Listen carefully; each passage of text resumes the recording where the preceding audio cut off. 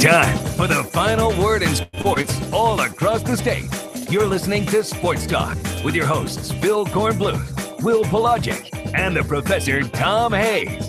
You've been waiting all day, so join the show now by calling 800-956-7266. Welcome to 1988. That's what it felt like out there tonight. What a hard-fought, gritty game. Two good teams battling it out. It's been a long time since we've punted the ball that many times and played conservative, but man, that's about as good a defensive performance as I've seen in a long time. We answered offensively. We answered in special teams. We played great red zone defense. I mean, we did things that good football teams do on the road in this league. Very explosive offense. I'm extremely proud of. We may have given up some yards, but I could care less about yardage. It's about points. When you play good red zone defense.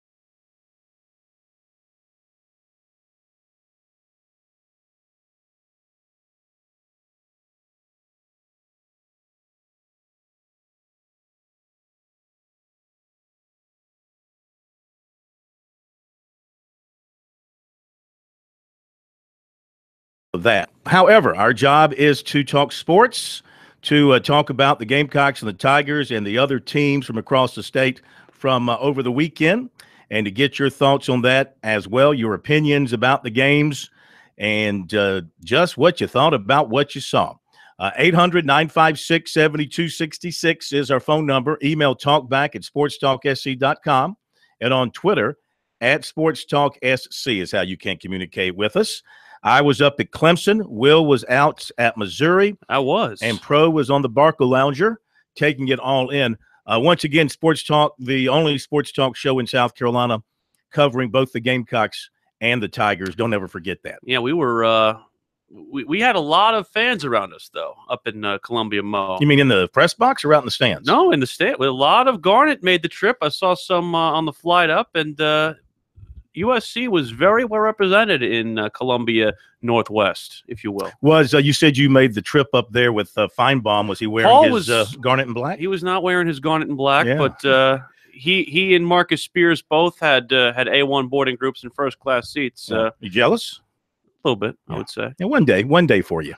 And they had a nice little concierge meeting them right at the end. Took their bags and everything. Nobody was standing there waiting for you saying, Mr. Pelagic, Mr. Pelagic. Nobody was there doing that. There was actually a nice little banner in Lambert St. Louis International Airport saying, "Welcome back, Willie P." Right. I might have made it, but it's the truth. All right, to the games. I'll talk about Clemson first. And, man, defense, we knew Clemson's defense was outstanding, and they proved it. I think Kelly Bryant proved that he can win as Clemson's quarterback in a tough situation. They probably still need to get more offense as they move on through this season. May need it this weekend against Louisville. We'll talk about that as the week progresses.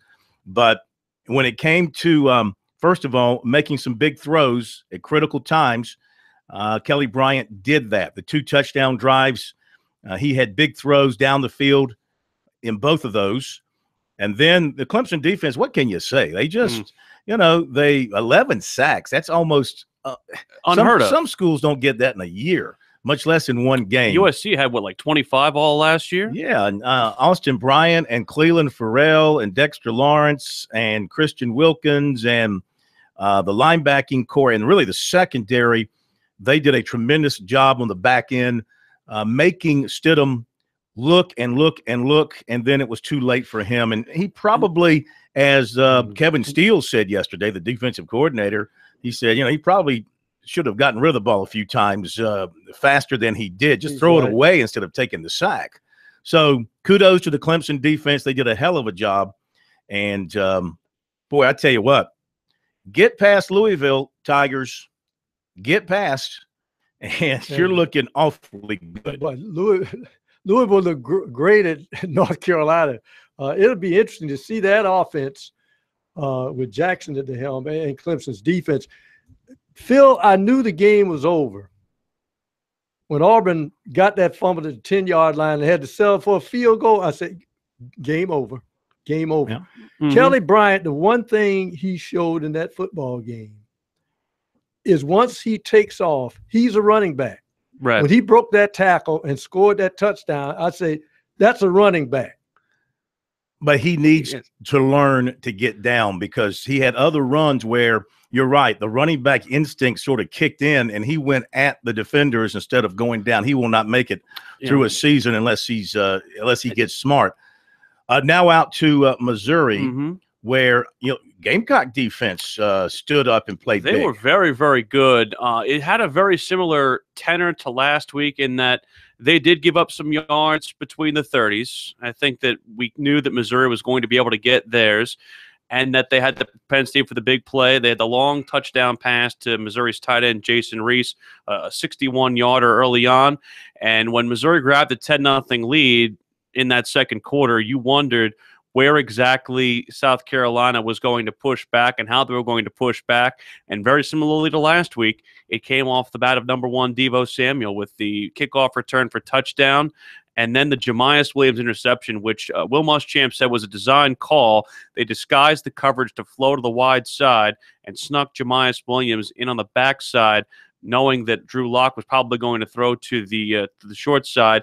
He jumped the route of Jamon Moore, gets the interception, and then on the ensuing drive, 25 yard or 36, I think it was 25 or 36, can't remember the number, but it was a long jet sweep run there by Devo Samuel. At that point, I looked around and I said, guys, this game's over. There's no way that you can recover from a 30-second stretch like that if you haven't gone through it. And I think that from that point on, South Carolina had all the momentum. They did not let it go back. And, as somebody who has seen a lot of games in that stadium before for the Missouri Tigers, I'd seen this movie before. Yeah, I knew exactly that the game was over from that point on, and the stadium lacked life. It lacked intensity. People headed for the exits in droves at halftime. It was a bit embarrassing, honestly, for somebody who's an alum. To see that they only were able to draw 55,000 for a game of that magnitude, at least going in with all the hype that was going into it, especially from both those teams after their opening weeks.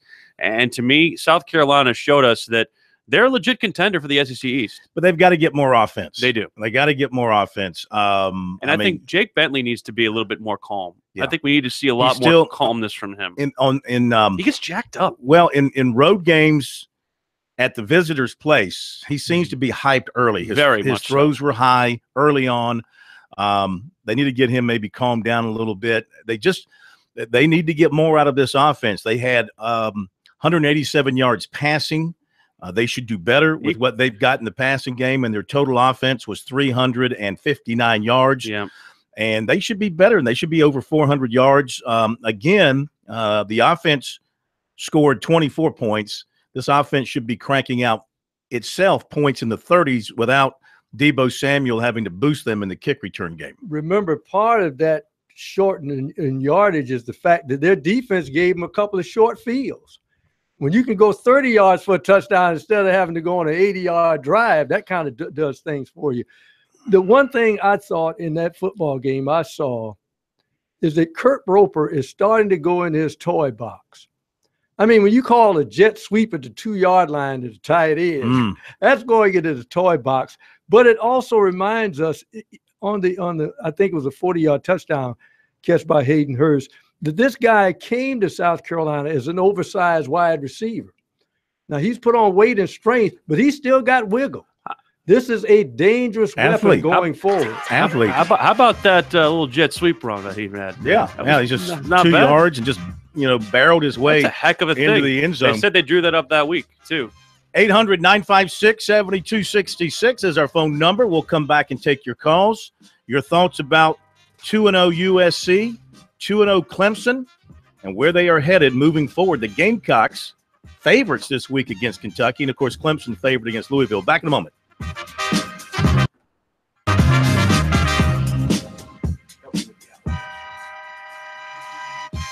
Good job, Brian.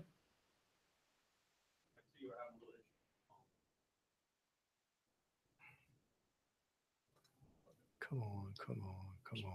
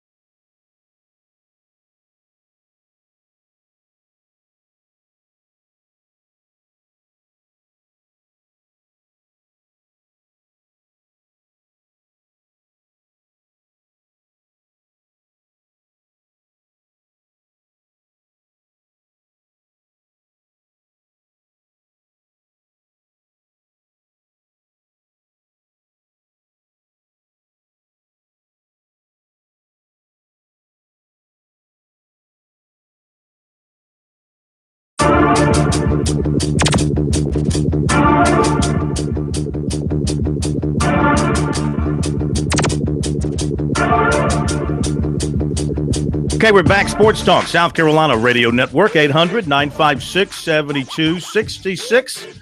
To your phone calls in just a moment.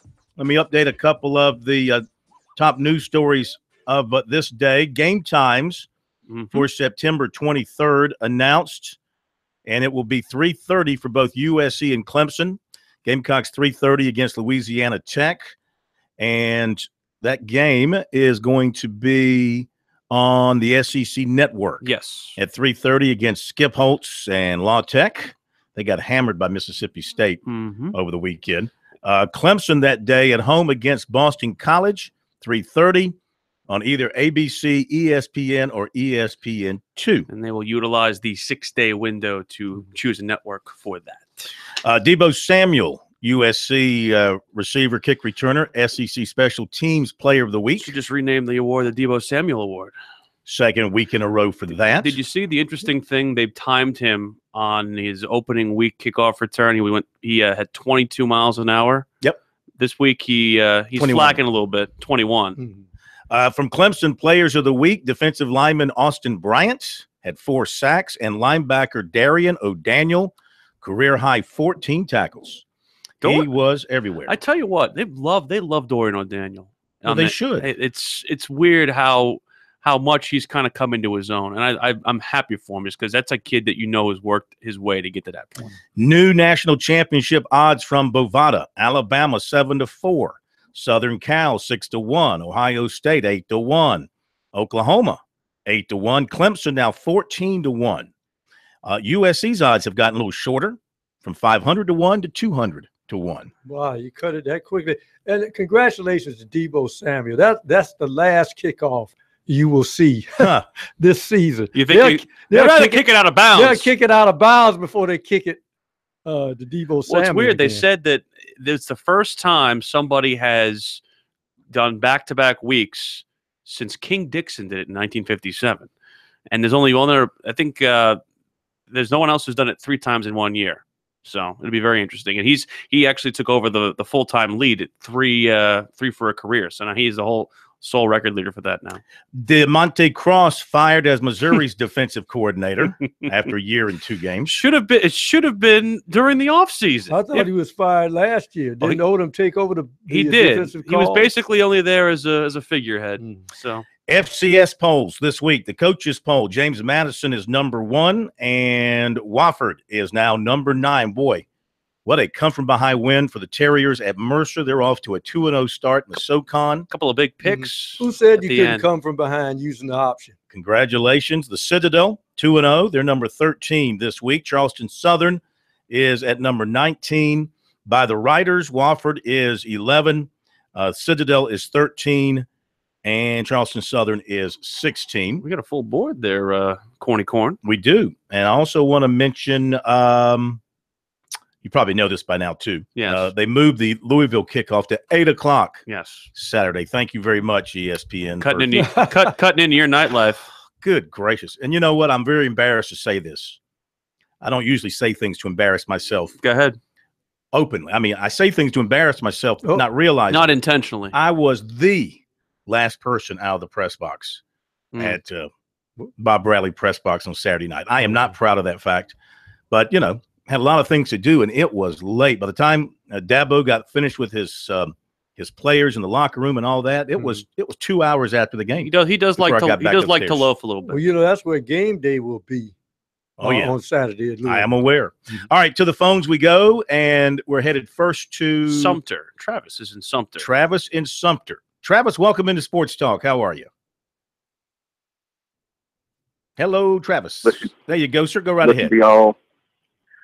Yeah, just want to let you guys know, listen to you every day. It's a good show. I just want to know your kind of feelings on USC being a young team this year overall, and Clemson being having its areas where it's pretty young, but both teams showing up in their first 2 games in a pretty big way.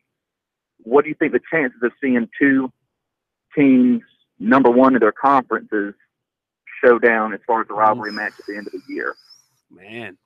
Yeah, you got a lot of bridges to cross before you get to that. 1,001. I mean, look, Clemson gets past Louisville, they're sailing. They're sailing. They're looking at a perfect season once again. I mean, I know they got to go to Virginia Tech. I know you got Florida State later. You mean you're not scared of that trip to Syracuse?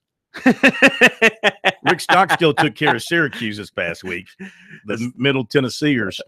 Congratulations to Rick Stockstill. That's a big win. That's a big feather in his cap. The games for USC that still make me nervous are Florida and Georgia. Plenty. They got plenty. Tennessee. They got to go to Tennessee. I'm not worried about Tennessee. Well, you better be. Tennessee's a powder keg. You better be. So USC's got a little bit more. And look, Clemson, South Carolina's not as good as Clemson right now. Still player for player, they're better. There's no question. They're probably 200 times better this year than they were last year. And the punting is very good. I mean, they got a guy with a big leg. Wozniak, even though he shanked that first one, he nailed the second one. I think he's going to be fine. Obviously, the return game on the kickoffs is outstanding. The defense is certainly much better in every aspect. And you're seeing some great contributions from guys who are the newcomers. It's not just the established guys like Jamias Williams with the interception. He made a big play, also a pass breakup at the end to seal the victory.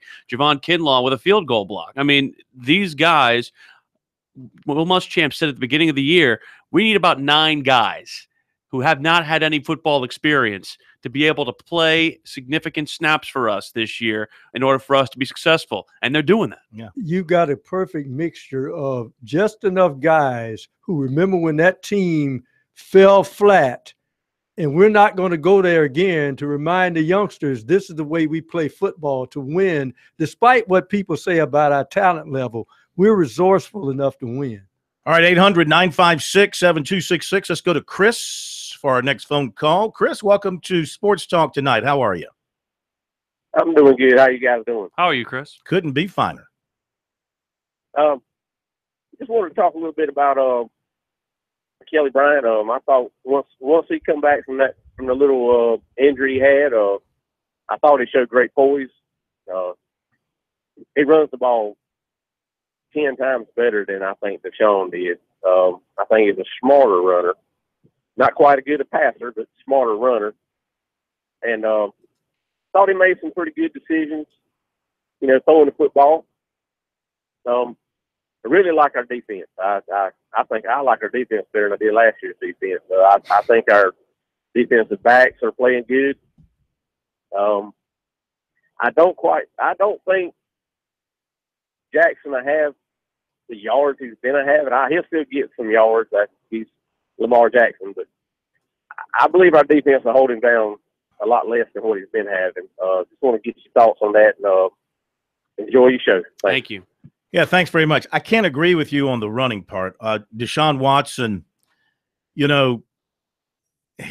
Kelly might be a little faster in a straight line. He's faster. But Deshaun Watson knew how to get away from the heat. He also knew how to get away, get yards, and get out of bounds. He's got the clock. He even showed that yesterday with the Texans when he had a chance to scramble. Well, because he was running scared because that offensive line in Houston's a sieve. That's why. So, I can't say yet. He's, Kelly's going to have to learn to get down and not take the hits like he did against Auburn. But, he showed a lot of moxie by getting up after being knocked out for a few plays and going back in and then leading them to a touchdown that put them ahead. So I give him a lot of credit and completing, to that point, they had really kept the passing game short. A lot of Hunter Renfrow, a lot of quick passes.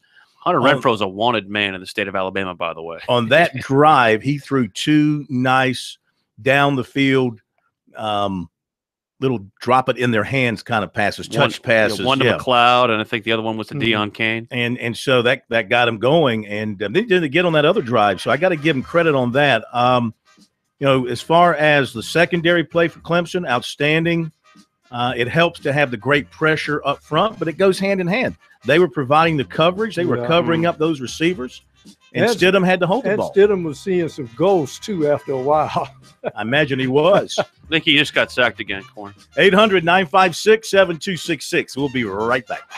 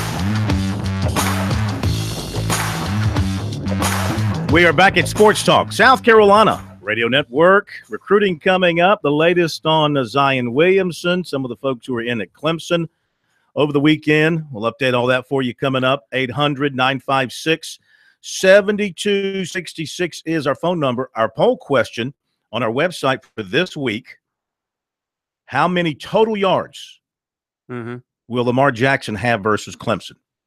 Your choices are 400 to 500. I wrote that kind of laughing. 300 to 400. I kind of chuckled when I wrote that too. 200 to 300, 100 to 200, or under 100.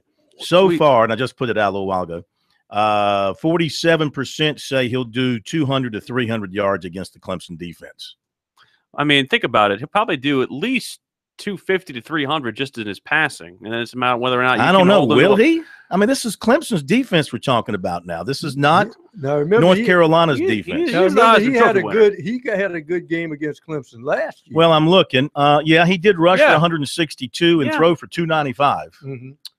So this is this year's Clemson defense. Say you're sorry, Corn. But he was sacked 5 times. To sack him 5 times is pretty darn incredible. Think about it. This is a guy that's almost unsackable, and you sacked him 5 times. But in a good way, and you picked him off once. He's a guy who can escape, but he knew when to take the sack. That's the key. I'm interested to see whether or not the Clemson defense not plays like, but almost appears almost like the way the South Carolina defense will. I'm thinking you might see a day for Louisville where they probably gain a lot of yards, but they could be settling for 3s instead of 6s. Well, Clemson would certainly settle for that. Let's go to Hank in Columbia. Keep our calls rolling on this Monday night. If you want to join us, 800-956-7266. Hi, Hank. How are you? Hey, I'm doing good, Corn. On that first on that question you were saying, that's the thing. He had such a good game against them last year. The question would be, I guess, for the Clemson folk would be whether if he starts to put up points like he did last year, can they match him scoring? I think that's going to be more the issue. Are they going to be able to match him scoring? Because even with the points he put up last year, they're going to have a good showing that way. I agree. This is what I was talking about earlier. Still Clemson with the great defense and enough. You got to give Auburn credit for having a terrific defense too. And Kevin Steele, he dials up good defenses against Clemson. He has done that the 2 times he's faced them while at Auburn. You got to give him credit. And Clemson has got to find some more offense. As great as their defense is, I don't know that they can hold Louisville down points wise. I mean, they gave up 36 points last year and nearly gave up 43. If Marcus Edmond doesn't make that tackle at the very end, they score and go up. Maybe Clemson would have gone down and answered. And I'm wondering myself, with all the weaponry that's around there, how do you distribute the blame? I mean, do you just tip your hat to the defense in a way? Because, I watched the game too.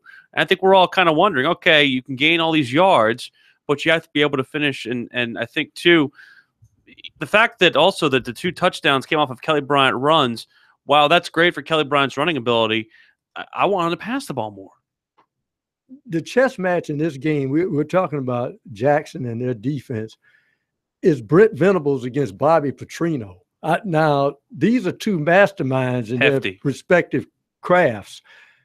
And Bobby Petrino is dangerous once he gets those weapons going, that crisscrossing down the field passing, which Jackson can do. And unlike Stidham, he's not in the first year in this offense, and he's not going to be pump faking a lot because some of those sacks were against Stidham because he was holding on to the football.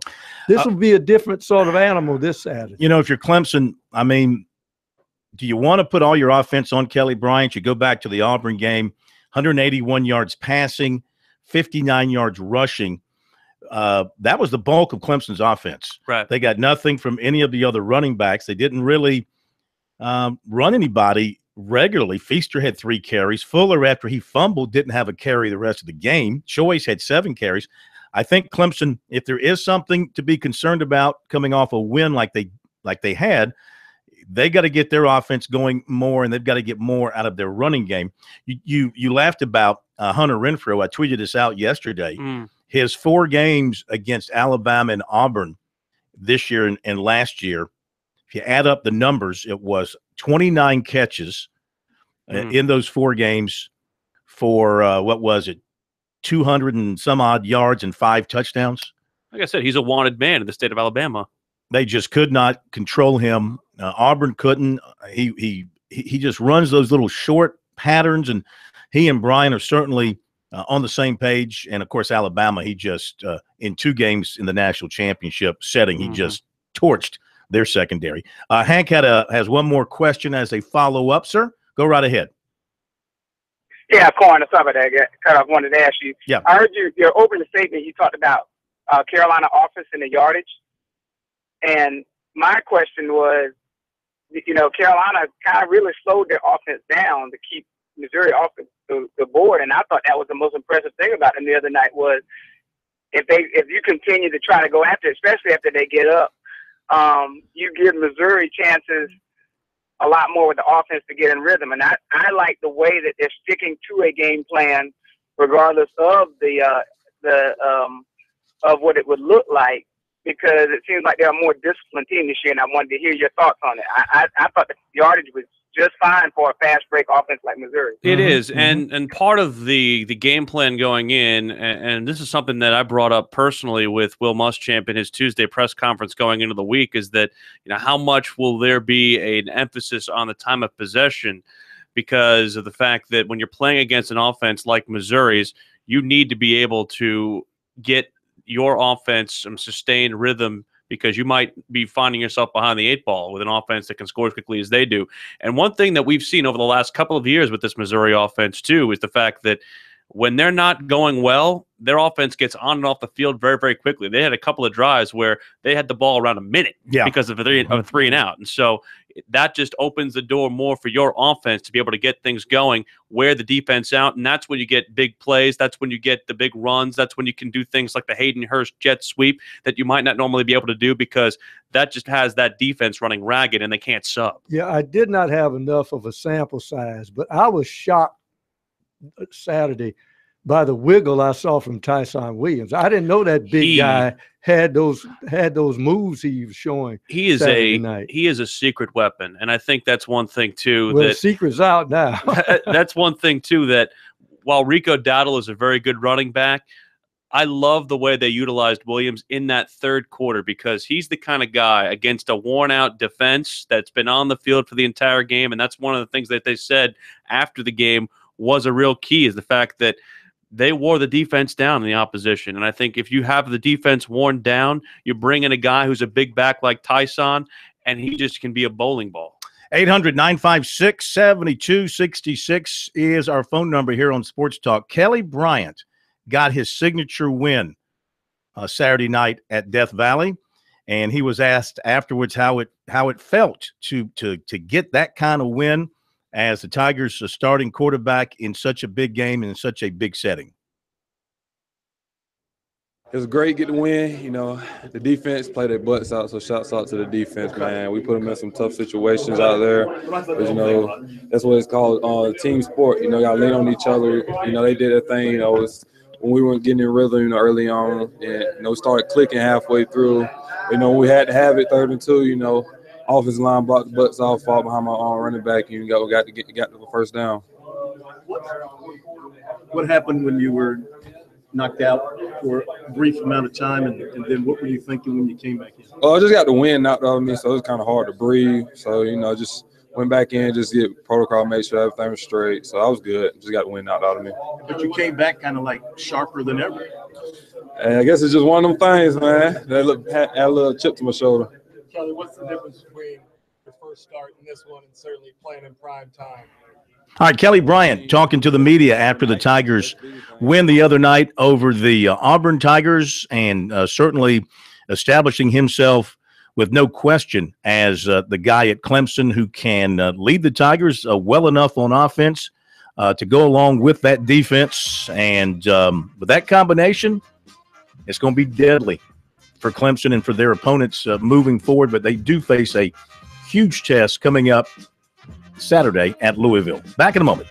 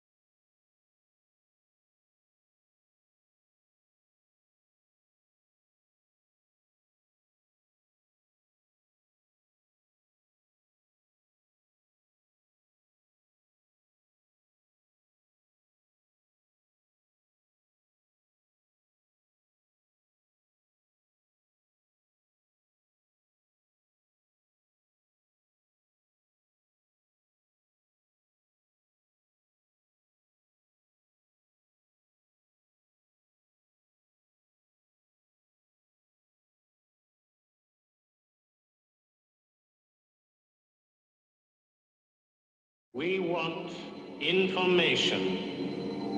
Information. Information.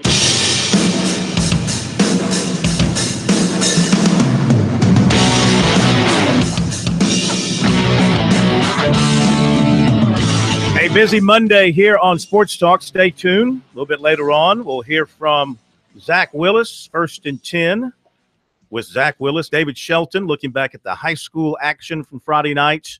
And, of course, Mick Mixon will be here. A little Monday night NFL talk with the Panthers getting off to a good start with a win over San Francisco out on the West Coast yesterday. This is Sports Talk, 800-956-7266, brought to you by South Carolina Electric Cooperative. Boy, I know they're busy today. They are, of course, out doing all they can to keep their customers connected to their power supplies. Of course, they're also the sponsor of this year's annual Touchstone Energy Cooperatives Bowl. Find out more about what co-ops are doing across the state.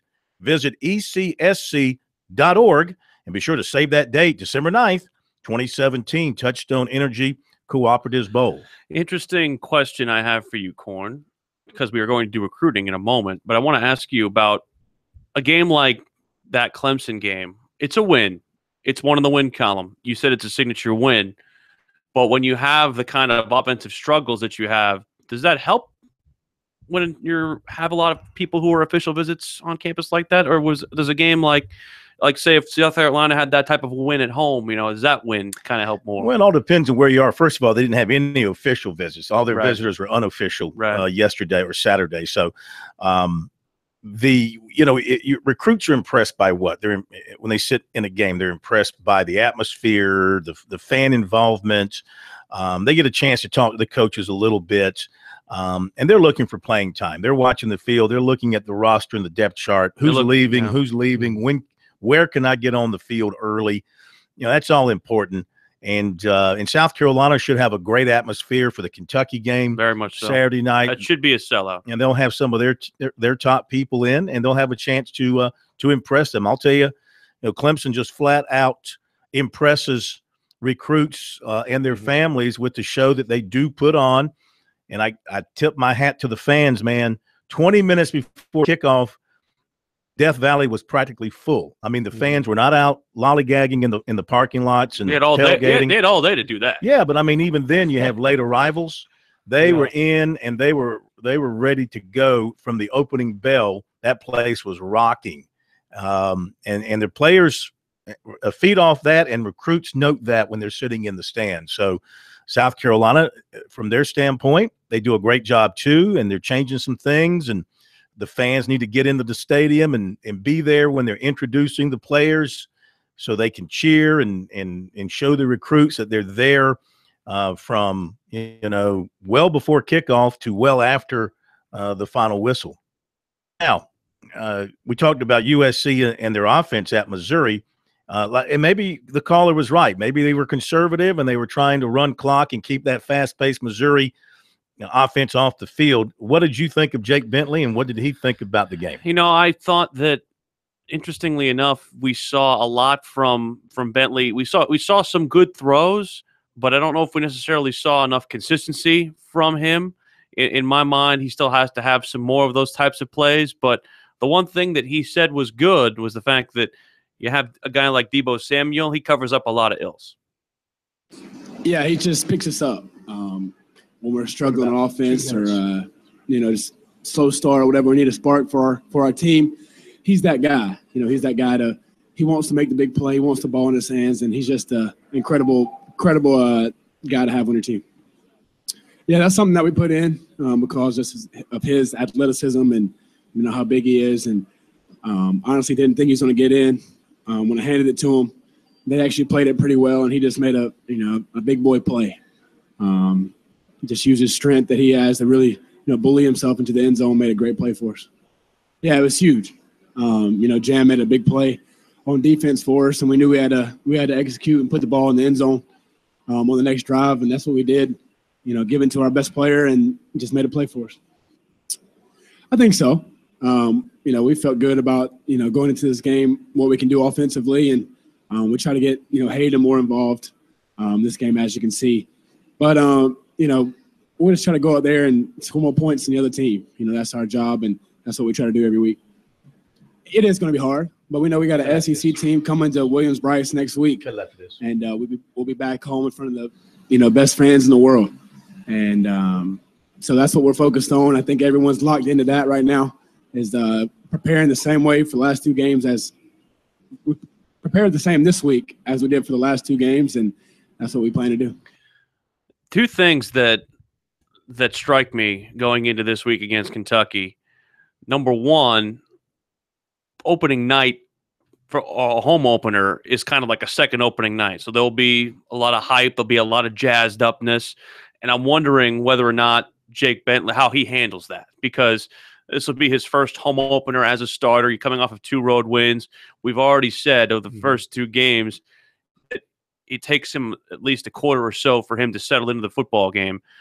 He has to be on point right away if they're going to beat Kentucky. Short of riddling. Yeah, you wouldn't use that. Yeah. Well, you go back and look at last year. His first big game at home, discounting UMass, his first big game at home was against Tennessee, and he was 15 of 20 for 167 yards. Handled that really well. The next game was Missouri, and he was 22 of 28. That's Missouri. For 254 yards. I'm talking about Kentucky, Corn. Next game, let's see. Then he went to Florida. And it was 18 of 33, 213. So you can see the drop off.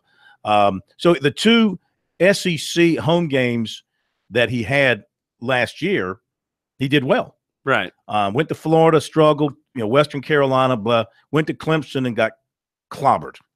And I mean, that was partially his fault and partially their great defense. Then at a neutral site against South Florida, he lit them up. Right. So he has not really had many road tests yet. So he's still a bit the jury is still out, but he has not showed the same calmness in an opponent's arena that he has had in his own arena. So you're saying that the home arena might help him? Well, absolutely. And then again, he has to get clear in his mind with Kurt Roper about the game plan. Because when I looked at the Missouri game, and of course it's in Missouri's defense, there's so many toys out there to play with. You got to decide where you're going with the football. And you can tell later on, Shi Smith is going to play a bigger role because he made 2 big third down catches early. And then you got Hayden Hurst. And we haven't even seen Casey Crosby yet, who was a good target of his last year. Great play design on the Hurst jet sweep. And then there was one particular sweep where they had A.J. Turner come around on the jet sweep, and they used Mon Denson as a blocking back. Saw that. As he was split back in the backfield in the pistol formation with Bentley. It's stuff like that you can do when you have those kind of toys. All right, I'm going to start the recruiting. May have to carry it over to the next hour, but let's go ahead and get rolling on it and tell you, first of all, about Zion Williamson of Spartanburg Day. He wrote in his blog for USA Today the 2 of his official visits will be Duke, October 22, and UCLA, October 27. He was at Clemson Saturday, had a good time, obviously. He's been talking with Frank Martin about coming into USC for a football game as well. In-home visits were to start today, but the weather canceled Duke and Kentucky. They'll be rescheduled. So if they move forward on schedule, Kansas at North Carolina tomorrow, UCLA Wednesday, and South Carolina on Thursday. And so things are starting to heat up there. 6'7" Jalen Slauson, Pinewood Prep, committed to Furman, according to Phenon Hoops. Clemson did not make the short list with 6'7" Landers Nolly of Fairburn, Georgia. His final 8 did not include the Tigers. USC women offered 2019 5'10" Danae McNeil of Swansea. Football. Linebacker Channing Tindall of Spring Valley will not make his decision as he had hoped this month because of the weather in Florida and everything going on down there.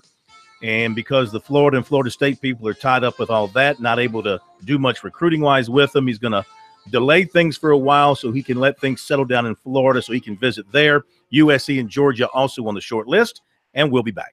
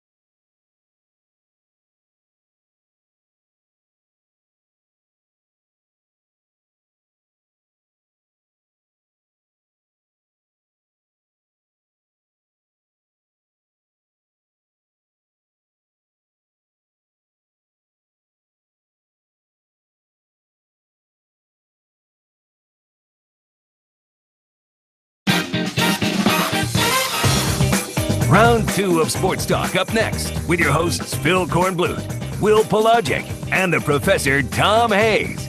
Don't leave us hanging. Join the show, 800-956-7266.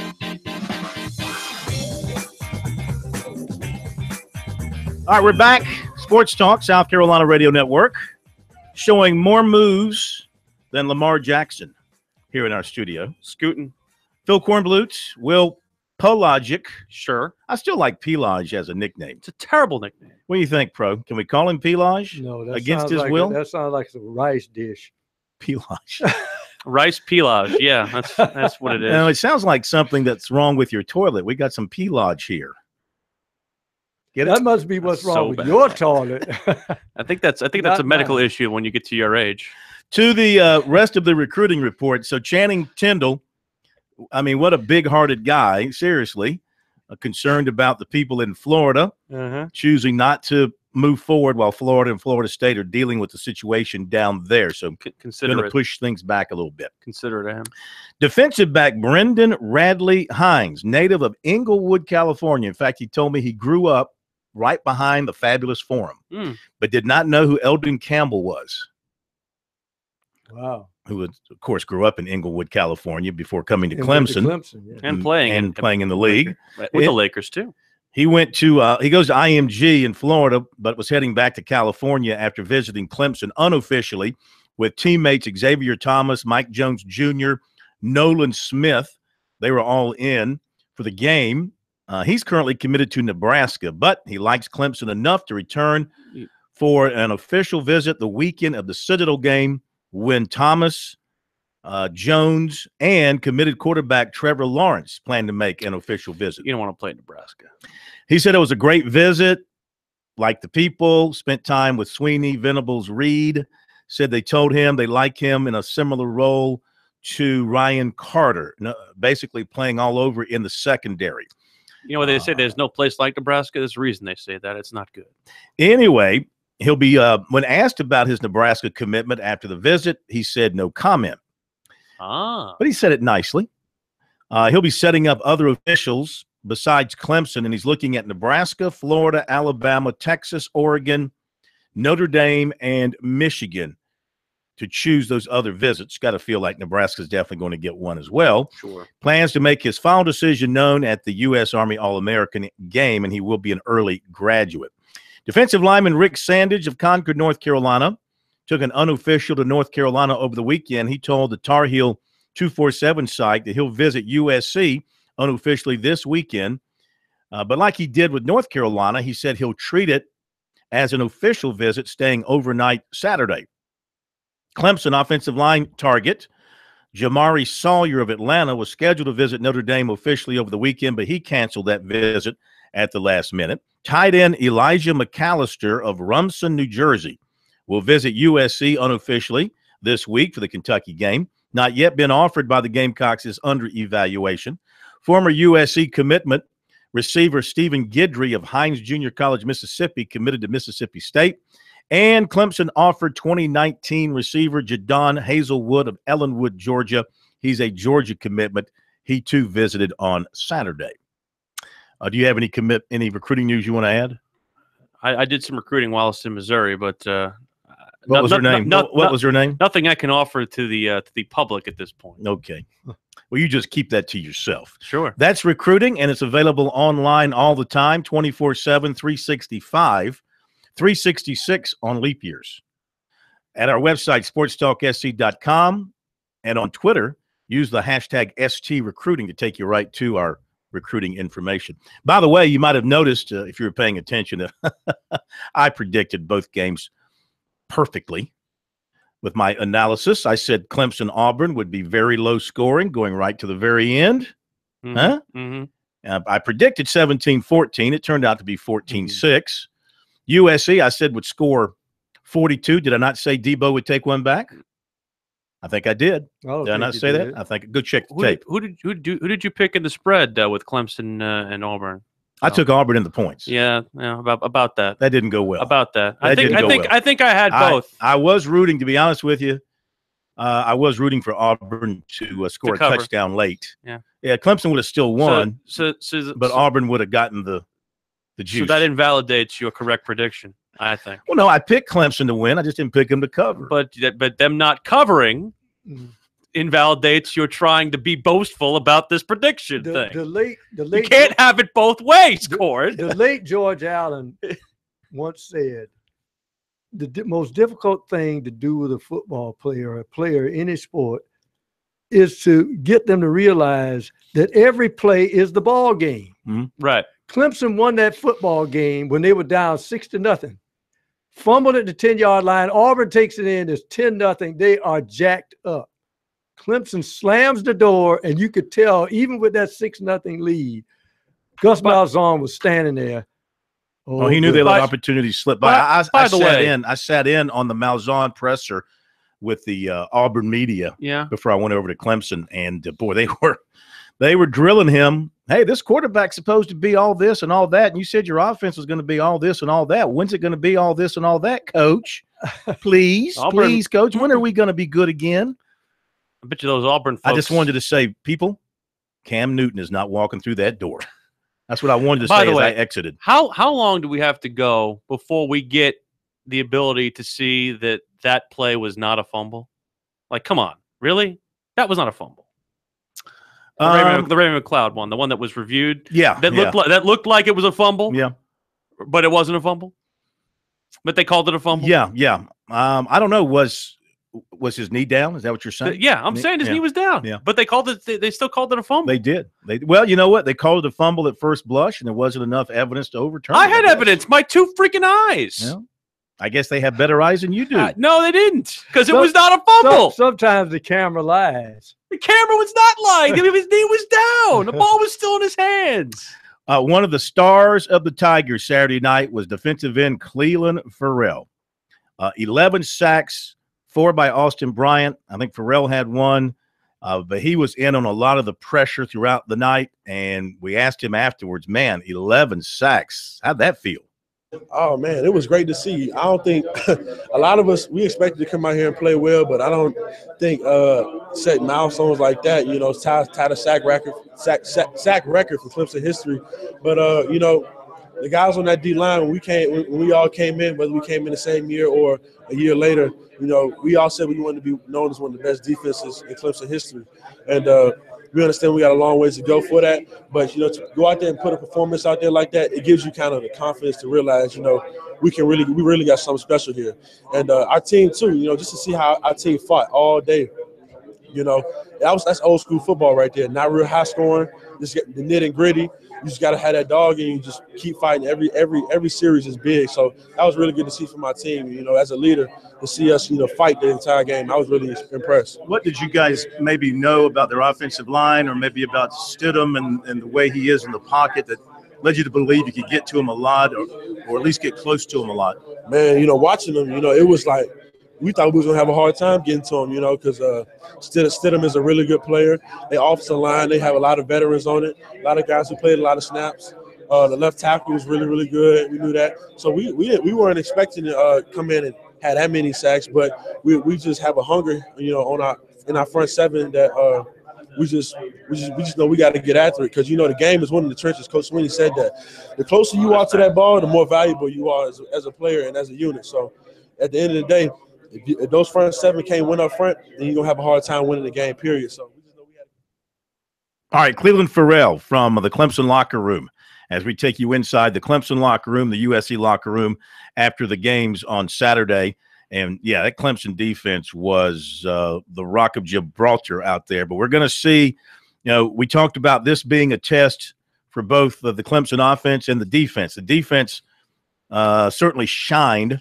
The offense going up against a really good defense, they struggled early on. We talk about the missed opportunities for Auburn, but, Clemson had the fumbles.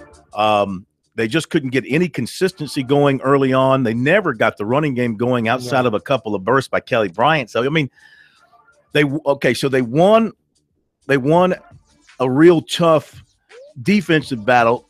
Can they win a shootout that they might have to win? Of course, maybe their defense won't let them get in a shootout. I'm concerned. I'm definitely concerned. All right, we'll be right back.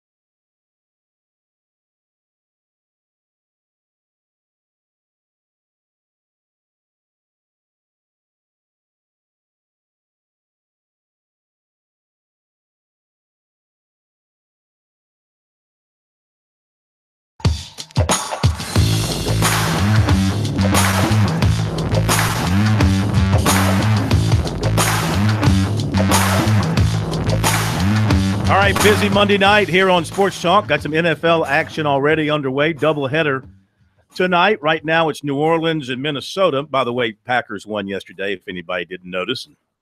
Aaron Rodgers had his 300 yards passing. Just a typical easy afternoon picking apart that Seattle defense. 17 points by the Packers. Panthers got themselves quite a win. We're going to talk with Mick about that coming up in a little bit. Let's talk some high school football as we do on Monday nights at this point. High School Report brought to you by Farm Bureau Insurance. With new auto insurance rates from Farm Bureau Insurance, you could be saving a bunch of money. Even if you received a quote before, your rates are now more competitive than ever. So get a no-obligation quote today at favrates.com. We welcome in David Shelton of the High School Sports Report, Charleston Post and Courier. Are you in a rowboat somewhere tonight, or how are things in your neck of the woods? It's a little wet. Yeah, I got a little river out in front of my house, and call it Lake Shelton. Every time it rains really good, and there are cars getting stuck, and it's kind of funny because they ought to know not to go through this road. It is about 20 yards before my house and about 20 yards after that 40-yard span. Every time it rains like it has today, it lakes, and I sit on the front porch and watch cars get stuck. So that's kind of my as a matter of fact, I'm looking at it right now, and it don't look like I'm going to go to dinner tonight either.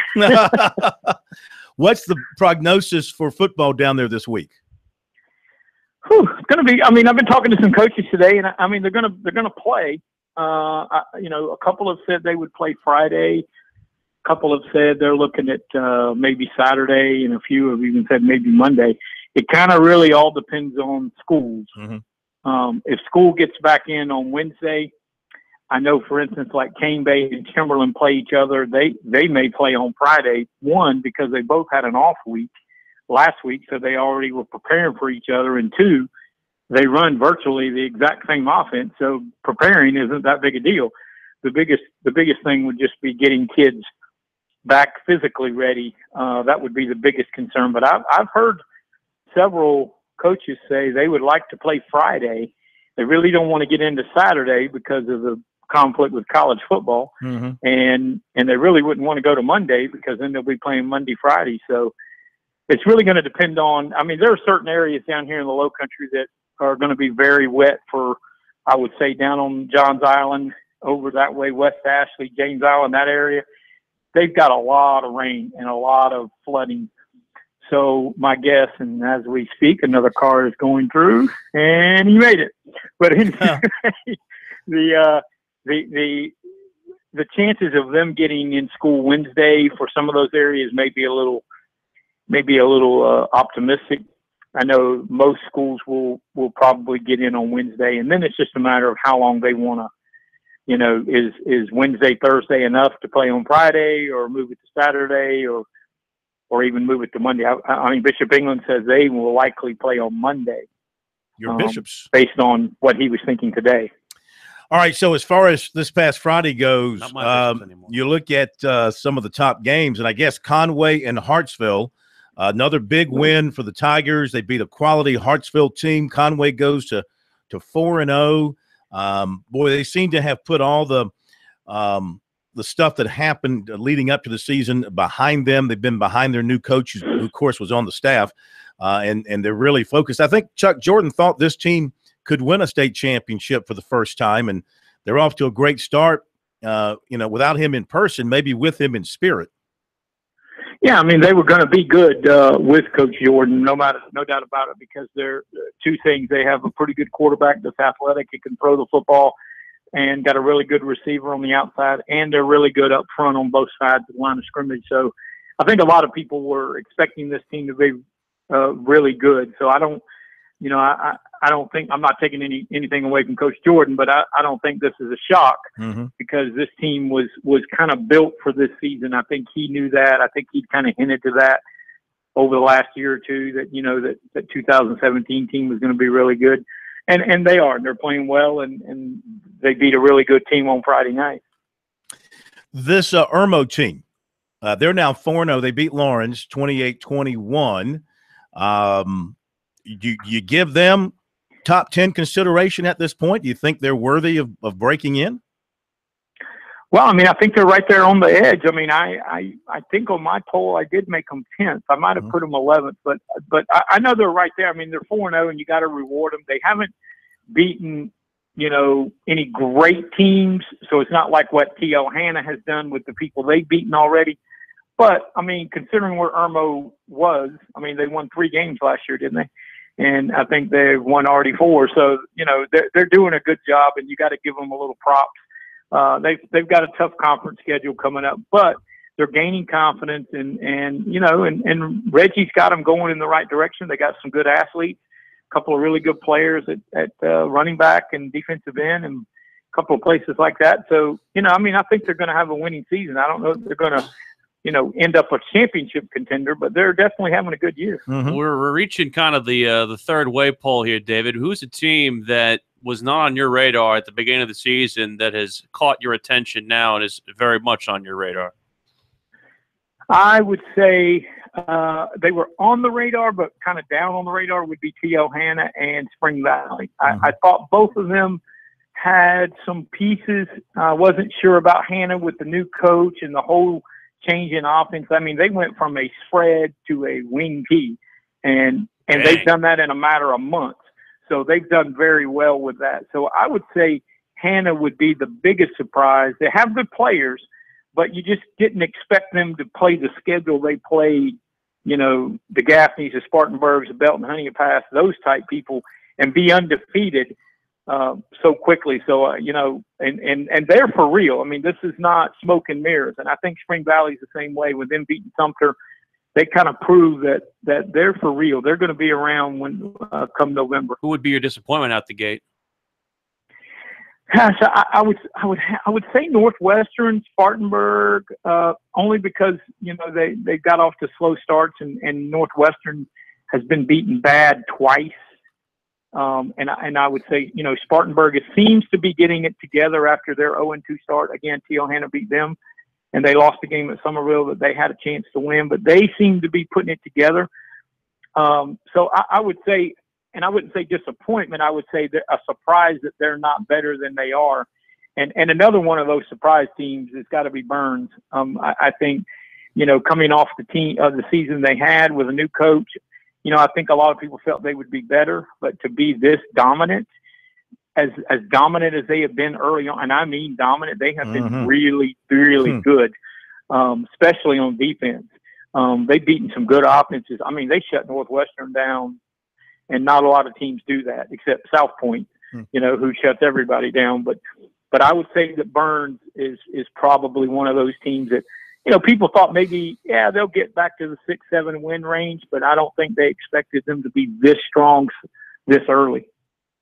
What about Gilbert in the ultra-competitive 3A ranks? Gilbert 4-0, coming off a win over Airport. They're off this week. What has made them so successful? 43 points per game on the offensive side.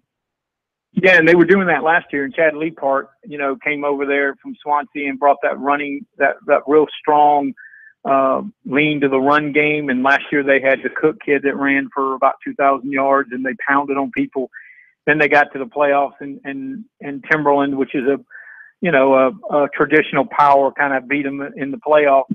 And I think they're doing the same thing. They're running the football first. They can throw it. They're playing really good on defense. Again, not a tremendously tough early schedule, but I think I think Chad's a winner. I mean, he won at Swansea. He's going to win there. And, it'll be interesting to see if they can take that next step, another round into the playoffs. I'm not sure of that yet because, honestly, when you think 3A, I mean, you just think Chapman and Dillon and Newberry, and you basically try to see if anybody can knock off one of those three. Hey, David, thank you, man. Stay safe down there. We'll talk to you later in the week. Okay, man. Thank you. Thank you, David Shelton, High School Sports Reports, and the Charleston Post and Courier. We call him Best in Business here on Sports Talk. When we come back, 1st and 10 with Zach Willis here on Sports Talk.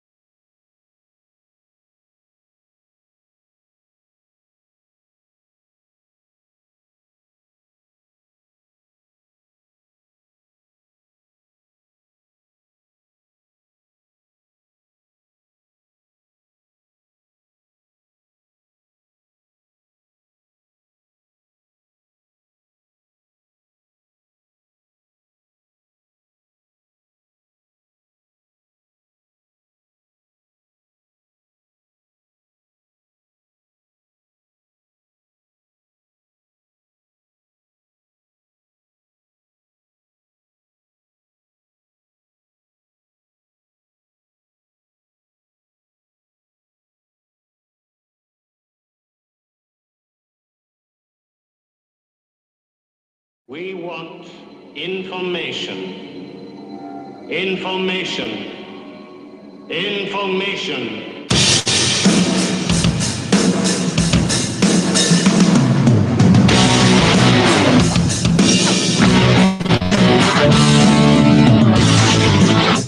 All right, thanks again, David Shelton, High School Sports Report, Post and Courier, for joining us, talking some high school football. We continue with the information overflow, kind of like a sewer overflowing here on Sports Talk. Too soon, Corn. We have a hurricane in there. We don't want to talk about any flowing water. It is time for First and 10. First up this week, he's got 10 minutes. We welcome in former coach Zach Willis to Sports Talk. How are you, sir? I'm doing great. I don't know how to feel about that last comment, Phil, but I guess I'll take it. I would tell you to flush Just it. ignore it. Just ignore it like most people hopefully do. Wow. All right, so in your mind, Kelly Bryant, Clemson wins, defense, enough offense, and Kelly Bryant, you feel like now people can sort of relax if you're a Clemson fan and realize, hey, this is a guy we can win big games with? They just won one. I mean, you know, the thing is he took a huge lick early in that game, and I was sitting there going, okay, we're getting ready to find out what this guy's got for a kicker as far as playing the game goes, because he got his bell rung, I'm pretty sure. And he came back in and had some huge runs in the ball game. And, you know, he managed the game well. Coaching staff did an excellent job, you know, of that incredible defensive performance. You know, they put up Little League numbers on Auburn, 11 sacks. That's something you do in Little League. Yeah. I mean, 30-some yards rushing against an Auburn team. Incredible performance. But Kelly Bryant got the job done, and he was impressive at times. Do you worry, though, about the offense moving forward? Now, I know Kevin Steele had a great defensive game plan dialed up. He knows how to defend that Clemson offense pretty well. So do you worry about it if you're a Clemson fan or if you're Dabo Swinney and company, that maybe, you know, as great as the defense is, I mean, Louisville put a lot of points and yards up against them last year. They got to go there at night. This is probably the biggest game in Louisville football history. I think it's safe to say that. They got, you know, it's got all the trappings. They win this. You know, they beat Florida State to death last year. Yeah. Obviously, now, Florida State is not Clemson last year's Florida State team anyway, for sure.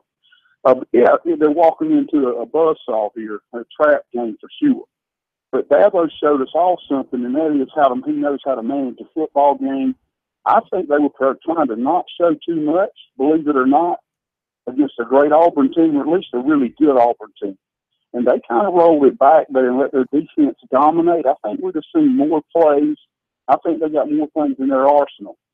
And that's my opinion. That's my gut feeling, knowing them. And I was really impressed the way they pulled the reins in on the offense and just said, hey, we'll let our defense win. By God, they did. They dominated up front. Yeah. I want to ask you about the defense in a moment, Zach, but I want to ask you first about Jake Bentley, because I think over the first couple of games, we've seen a mixed bag from him. We've seen some flashes. We've also seen some moment of some, I don't want to call it, you know, him being too jacked up, but just some excitable moments from him that weren't channeled properly. How would you assess his first two games? I think he nailed it. The one thing that we got to, you know, I'm a big Jake Bentley fan, obviously. Maybe biased a little bit there, but it is what it is. He's very emotional. He's young. That kind of comes with the territory of a kid who has leadership ability. He's extremely competitive, extremely. And they're going to have to season him. And that comes with playing. Some kids, it's just in their personality. You just can't let it be his downfall. I think that's what you're getting at. Decision-making and controlling those emotions, not letting them interfere with that are going to be key for his development. How much of what we saw when Missouri's football team was on the field, how much of that was Missouri beating Missouri, or how much of it was this South Carolina team on defense is legit? I think it's a little bit of both. A conditioned football team. You know, they didn't, their linemen, they were talking about how huge they were. They looked fat, and then they were very soft. You look at their arms, no definition in their arms when they put their hands on the ground. No horseshoe for a tricep in the back. looked like a bunch of fat guys out there in South Carolina took advantage of it. They wore them down. What was that thing about the horseshoe? What was that thing about the horseshoe in the back? What was that? Tricep, man. When the lineman puts his hand on the ground, any decent college football coach is going to look at that tricep. Is there a horseshoe there or just smooth? And they had baby on. I mean, they got whipped. South Carolina physically whipped them in the second half. They came out. They were explosive. Debo Samuel and the tight end were phenomenal. Hayden Hurst exploded onto the scene. And, they just out-athleted them, but they out-conditioned them and out-toughed them, too. They just whipped them. Zach, every season it seems that a team, even though they're wearing the same uniforms, they can have different personalities. Clemson last year, they gave their defense a lead more times than not, and that meant the defense could pin their ears back. The team we've seen at Clemson so far, from what we've seen with their first big game, as you said, they let the defense win. Do we see the personality of this Clemson team yet, or will we have a clearer view after Saturday? I was hoping we'd see it this week. Auburn didn't give us a chance because Clemson's defense destroyed them. And I mean that literally. I don't know if I've ever been a part of a game other than one in a junior JV game where there was that many sacks given up by one team. I don't know. I'll say this. We'll definitely see it in Louisville, Kentucky, because that quarterback will stress them and push them. He'll score on them, and he'll challenge Clemson to be at their best. And we'll find out more about Kelly Bryant and the personality of this team. But, kudos to them so far. They've been able to hold a lot back on offense. They probably got a lot of aces up their sleeve going into this game, I would think. Kelly Bryant is a guy that when he came out of the backfield, I thought for just a flash, I thought it was Cam Newton. What that means, is defensive backs will think about 3 or 4 times of what area of the body I want to hit this guy, and maybe I don't want to hit him at all. So, the guy healthy for 12 games, is it difficult as a coach to pull the reins back and tell him not to run the football? When you're running the counter Trey on the 3-yard line against a top-tier SEC team, he's running people over and scoring, you ain't pulling no reins back. Now, they reined them in once they felt they got an 8-point lead. But you nailed it, bro. He's a little Cam Newton. That's what I thought, too. I thought I was looking at Cam Newton when he was developing at Auburn. He's younger than that, not quite that big. I think Cam's pushing 260 is what I heard lately, but a freak of nature. But Kelly Bryant's in that mold. Make no mistake about it, and he's got the arm to go with it too. And if he has the mental capacity to handle what he handled last week and do it, he'll have to score more points up in Louisville, I'm pretty sure. We're going to have to see if that can happen fast. But I agree with everything you said. Very insightful comment, and I'm 100% all in on him being akin to Cam Newton mold for sure. All right, 1st and 10 with Zach Willis, about a minute to go.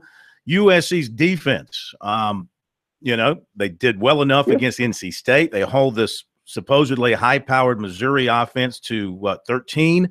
Where are you seeing the greatest improvement overall in them in 2 games? I think the fact they do have depth. People say they don't have depth. They've got more than one linebacker. Sky Moore doesn't have to make every play. They were talking early in the year like he would, he doesn't. They got some defensive tackles that can rotate in and out.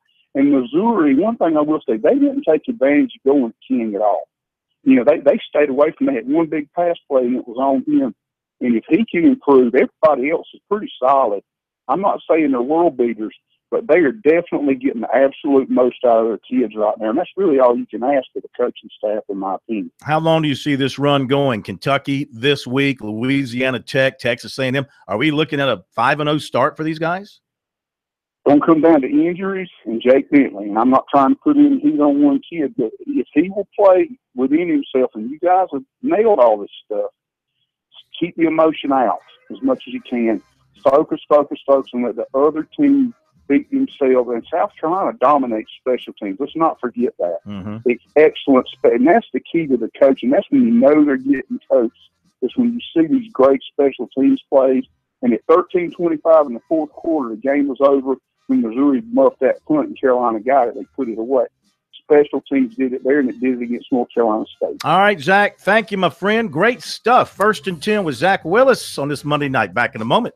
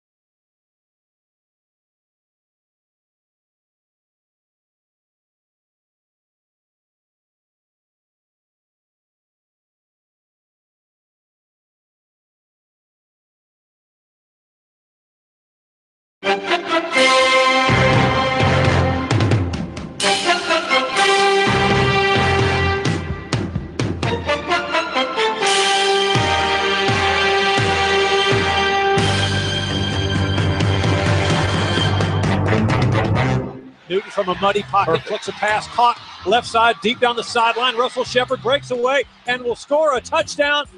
Carolina Panthers, 40 yards. Cam Newton to Russell Shepard.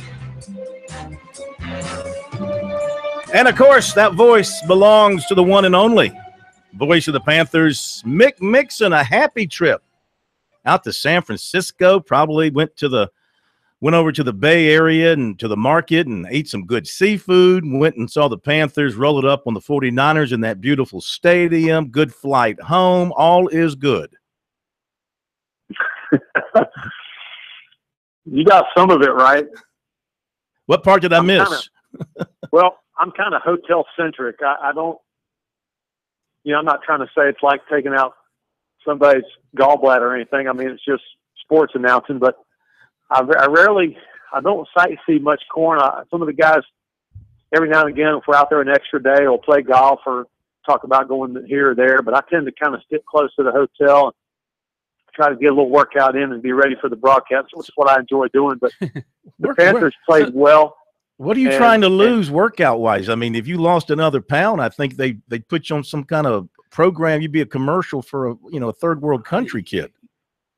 I'm not unhappy with my total amount of body fat, but it's where it's located that's problematic. You get some of those garlic fries there, man. You want to show that he doesn't want to have that smooth surface. Too much rice planters chicken at yesterday's and too much liver thicket when I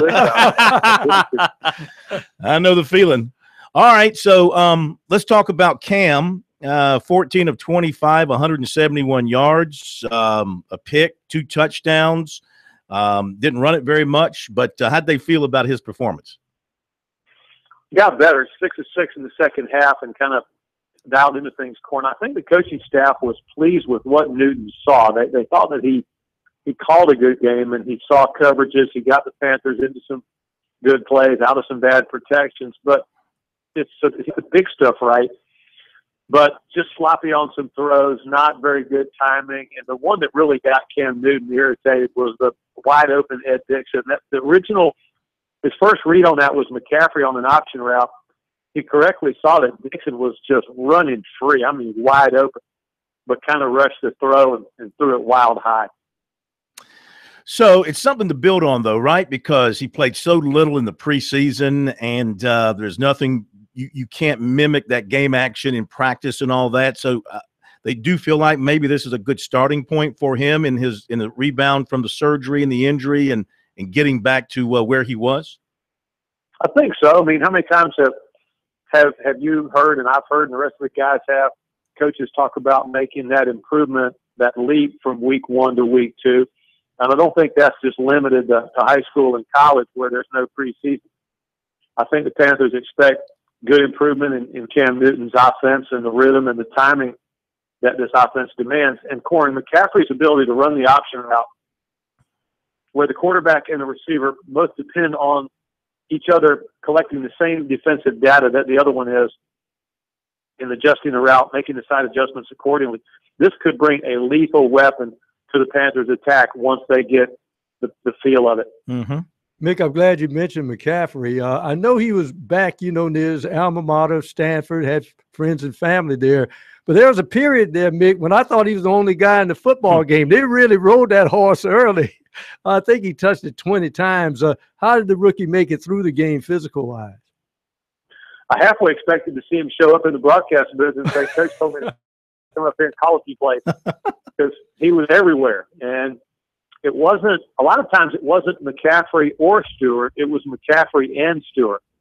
So the press corps here locally kind of had that wrong. They were wanting to kind of compare the number of snaps that McCaffrey got with the number that Stewart got. And at some point, sometimes they were on the field at the same time. So, yeah, but McCaffrey's a real weapon. He held up well. And were it not for a couple of penalties on the punt return team, McCaffrey's punt return average would have been in the teens for that game. Guy who's yet to kind of get his career going a little bit is a guy who we heard in the clip coming into the segment, Russell Shepard, a nice long touchdown pass. Another weapon for Cam Newton on that offense. Not that he needs more, but I mean, it seems to me that this is a guy who comes in here and can really fit in as another deep threat. I agree. Russell Shepard is tough and gnarly and just a combative force out there. I mean, he's spicy. He's a trash talker, but he's got a real locker room voice from a leadership standpoint. He was Tampa Bay special teams captain in 2015 and 2016. So he's used to, he's used to people counting on him, and I think he's looking forward to showing Cam more and more of what a dependable route runner and a good player without the football he can be. All right, so Buffalo, Buffalo's just a weird team. They seem to start the season okay, get their people excited, and then they kind of fade. So you're getting them early next week, early in the season, coming off a win, and they'll be pretty high. So, again, home opener for you guys, and can't take anything for granted. Maybe you think about the Bills not being all that, but you can't take anything for granted with these guys. Well, they're like our sister franchise all of a sudden. They got Brandon Bean, our assistant GM, as their GM. Sean McDermott, our former D coordinator, as their head coach. They got Mike Tolbert. I mean, we've been dancing divinely with this team for 6 months now. So now it's time to get serious about it and see what kind of counterintelligence. I do know this, Corn. The Panthers are changing all of their signals, all their checks, all the audibles in preparation of these already being known and rehearsed by the Buffalo intelligence group. Huh. And how about Pilardi yesterday? Pretty big leg. Wasn't that great? I mean, I don't know why. I love punters, the way it's what NFL punters are capable of. And, Pinion, the Clemson punter, he was on the field yesterday too. Big 6'5", strapping, very talented punter. But Pilardi looks like a guy that would be coming to your house to maybe hook up your cable TV or something. He looks unassuming, but he's got fine motor skill for days.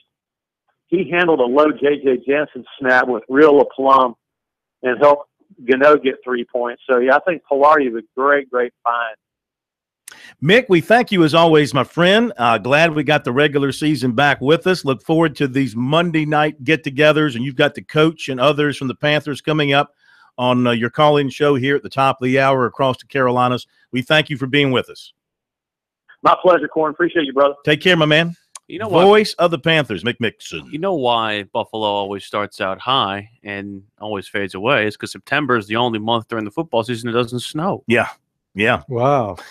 Just looking at some of the comments on our Twitter line at SportsTalkSC, people responding to the poll question, how much total offense will Lamar Jackson have against Clemson? Woods says not enough. C-Dan says 345. Sports Guy 420. Leo says 1,000 yards. Speaking, I think he's a little high. Rich says 50 because of the 420.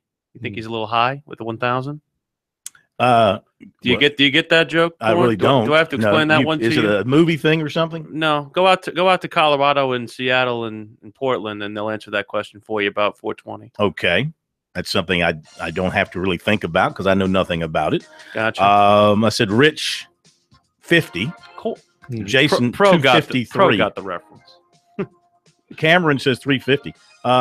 Junior says 700. So we're all over the place here with what we think Jackson's going to do, that Clemson defense, if anything at all. That also depends on how long he gets the football. That's why I was saying Clemson, what is their personality now? Do they go for the big strike, or with Jackson sitting on the sideline, keep him off the field with the running game? I'm like a lot of the fans have said today. I just wonder if they can score enough. Yeah, I think so. That's going to be – here we go again, another big question for Clemson. Going to be a lot of fun. Tomorrow, a Talking Tuesday. I'll be up at Clemson again. Might as well just stay up there. Willie P. will be over at USC. I'll say hi to Willie B for you. Yeah, you do that. Willie P. at Willie B. We'll have a Talking Tuesday for you. Thank you, Brian Leonard, and thank you, Pro. Thank you, Willie P. Have a great night. We'll see you tomorrow.